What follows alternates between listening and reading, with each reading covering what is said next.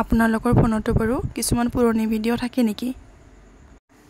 মোৰ মানে এনেকুৱা পুৰণি কিছুমান ভিডিঅ' আছে না মই সেইবোৰ কেতিয়াবা ডিলিট কৰিছোঁ না কেতিয়াবা কৰবাত পোষ্ট কৰিছোঁ কিন্তু সেইসমূহ বহুত বছৰৰ পৰাই ফোনটোত এনেই আছে। অৱশ্যে কেতিয়াবা সেই পুৰণি ভিডিঅ'বিলাক এনেই চাই থাকি মনটো কিবা ভাল লাগে নহয়নে? আৰু তেনেকুৱা এটা ভিডিঅ' হ'ল এইটো ভিডিঅ'। আৰু এই ভিডিঅ'টো হ'ল যোৱা 2023 চনৰ ছেপ্টেম্বৰ মাহৰ কৃষ্ণ জন্মাষ্টমীৰ ভিডিঅ'। আৰু এইবাৰো যিহেতু কালি জন্মাষ্টমী গ'ল সেয়েহে ভাবিলোঁ এই পুৰণি ভিডিঅ'টো নতুনকৈ এডিট কৰি আপোনালোককো দেখুৱাওঁ।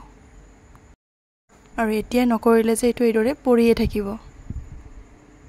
আৰু আপোনালোকৰ বহুতে হয়তো এই ঠাইখিনি চিনিয়েই পাইছে, মানে এই মন্দিৰটো হ'ল সৰভোগত থকা গৰখীয়া গোসাঁই মন্দিৰ।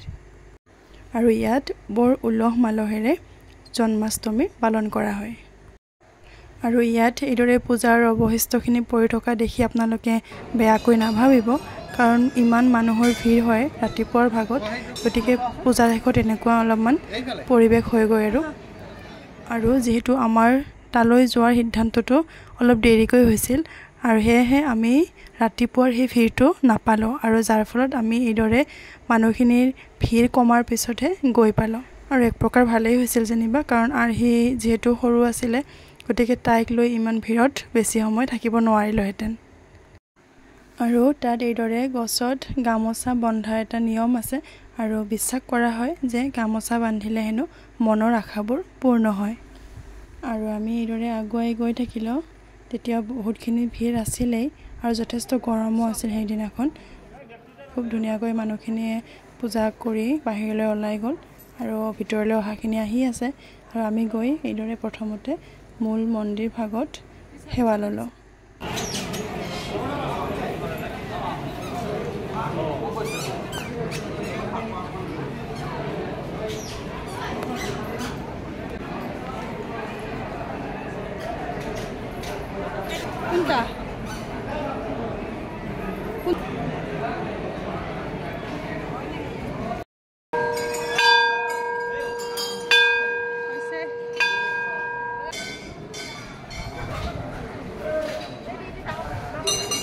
ডাঙৰটো দে, ডাঙৰটো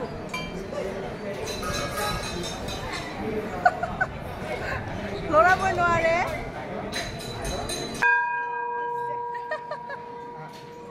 এতিয়া যাম প্ৰসাদ খাব আমি।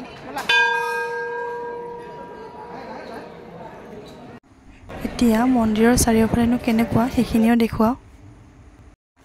আৰু এইটো হৈছে তাত থকা পুখুৰীটো, আৰু এইটো বহুত বেছি বহল আৰু তাত মাছ কিছুমান আছে।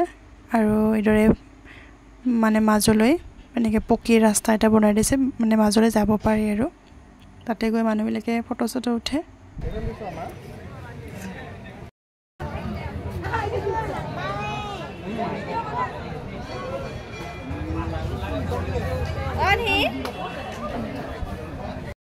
ইফালে আৰ্হিয়ে সেই পুখুৰীটো চাই বৰ ভাল পাইছে, আৰু তাই তাত থকা মাছবিলাকৰ বিষয়ে বাপেকক সুধি আছিল।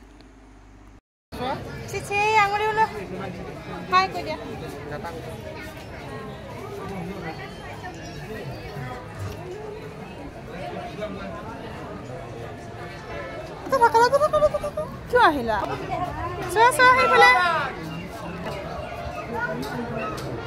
ইফালে চোৱা, চাইছা? ইফালে চোৱা। আৰু ইয়াত প্ৰত্যেক বছৰে যে এই দিনটোত বহুত বেছি ভিৰ হয়, কাৰণ সকলোৱে বিশ্বাস কৰে যে ভগৱান শ্ৰীকৃষ্ণই আমাৰ ইচ্ছাসমূহ, আমাৰ মনোকামনাসমূহ নিশ্চয় পূৰণ কৰে। আৰু সেয়েহে ভক্তসকলে তাত ভিৰ কৰে আৰু প্ৰত্যেক বছৰে নিজৰ বেলেগ বেলেগ মনৰ ইচ্ছাসমূহ তেওঁৰ ওচৰত কয়, আৰু যেতিয়া সেয়া সিদ্ধি হয় তেতিয়া ভগৱানৰ ওচৰত আকৌ এবাৰ যায়গৈ। আমিও কিছু সময় তাত ঘূৰি এই যে ধুনীয়া মূৰ্তিসমূহ আছে তাৰ ওচৰত ফটো উঠিম বুলি এইদৰে তাত সোমালোঁ। মানে এইখন মাজতে আছে আৰু এনেকৈ ফটো উঠিব পাৰি। আৰু আৰ্হিয়ে এই ডাঙৰ শ্ৰীকৃষ্ণটোক দেখি যে বৰ বেছি ভাল পাইছে। আৰু এই মন্দিৰ ভাগত আহিলে এই মূৰ্তিসমূহৰ ওচৰত যদি ফটো নুঠো তেতিয়া কিবা আধৰুৱা নিচিনাই লাগে। সৰুতে যেতিয়া ইয়ালৈ প্ৰথম আহিছিলোঁ তেতিয়াও আমি এনেকৈ ফটো উঠিছিলোঁ, আৰু এতিয়া ইমানখিনি হ'লোঁ তথাপিও সেই মূৰ্তিসমূহৰ ওচৰত ফটো উঠাৰ আমেজটো এৰিবই পৰা নাই। সেইদিনা আছিল বহুত বেছি গৰম আৰু ৰ'দটোও আছিল প্ৰখৰ। গতিকে তাত বেছি দেৰি নকৰি আমি ঘৰৰ ফালে আগবাঢ়িলোঁ। মন্দিৰলৈ যাম বুলিয়ে ৰাতিপুৱাৰ পৰা বিশেষ একো খোৱাই নাছিলোঁ আৰু শেষলৈ ভোক লাগিবলৈ আৰম্ভ কৰিলে। গতিকে আমি শালমাৰাত সোমাই এই ৰেষ্টুৰেণ্টখনতে কিবা এটা খাই ল'লোঁ। আৰু এইদৰে পাৰ হৈছিল আমাৰ জন্মাষ্টমীৰ দিনটো। আৰু ভাবিলে আচৰিত লাগে নহয়নে, ইমান সোনকালে যে 2 বছৰ সম্পূৰ্ণ হৈ গ'ল। আৰু সম্পূৰ্ণ 2 বছৰ পিছত সেই পুৰণি ভিডিঅ'খিনি চাই কিমান যে ভাল লাগিছে।